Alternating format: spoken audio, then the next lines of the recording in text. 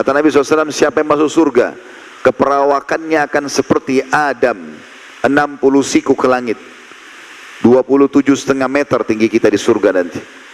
Kata Nabi SAW, Adam AS 60 siku ke langit, dan manusia terus memendek sampai menjelang hari kiamat. Tapi hari kiamat nanti di kebangkitan kita akan dibangkitkan sama dengan tingginya Adam AS. Dan wajah mereka seperti Yusuf AS.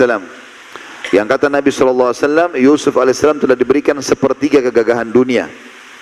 Setiap orang melihatnya merasa sangat tertarik, dan diberikan hati seperti Ayyub, Nabi Ayyub AS, manusia yang tidak pernah berkeluh kesah, semuanya hidupnya bersyukur, baik dalam cobaan apalagi kalau dalam keadaan nikmat.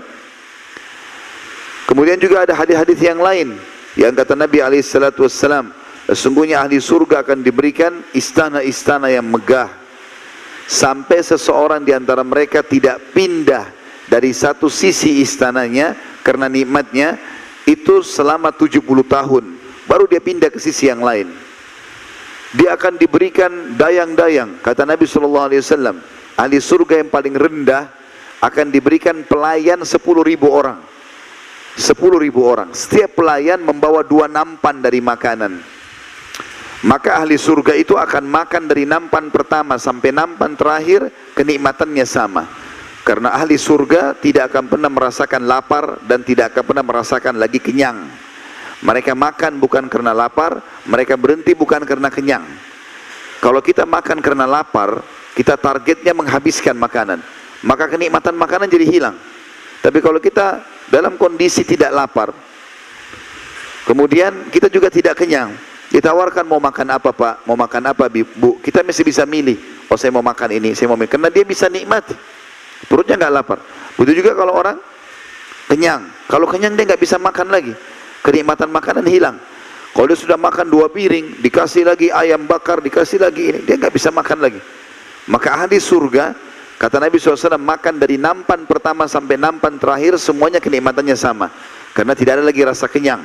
Setiap yang sudah tidak dibuka oleh tubuh keluar dalam bentuk keringat, keringat itu pun lebih wangi dari kasturi. Juga disebutkan dalam hadis yang lain, sesungguhnya ahli surga akan mendapatkan istana-istana yang istana tersebut mengalir di bawahnya sungai. Dalam banyak ayat Al-Quran tentang surga dikatakan tajri min tahtihal anhar, mengalir di bawahnya sungai. Tapi jangan dibayangkan seperti sungai kita ini. Karena disebutkan oleh Ibnu Abbas radhiyallahu anhu, sungai-sungai di surga bukan seperti yang kalian bayangkan, tapi air yang mengalir tidak menyentuh tanah dan tidak tertumpah ke sana sini, sehingga dia berada di atas tanah. Dan setiap ahli surga ingin meminum sesuatu atau sedikit darinya, maka dengan sendirinya dia hanya niat ingin minum, akan ada piala atau gelas atau canteng yang akan tersentuh ke air tersebut, lalu datang sendiri kepada dia, kemudian dia minum. Dan Allah memuji wadah-wadah ini sambil mengatakan, sungguh benar-benar sudah diukur dengan takaran yang tepat untuk mulutnya ahli surga, untuk kadar minuman yang keluar darinya. Intinya surga kenikmatan abadi yang sulit untuk digambarkan. Dan salah satu puncak kita bisa mendapatkan surga adalah dengan datangnya Ramadan, dibuka pendaftarannya.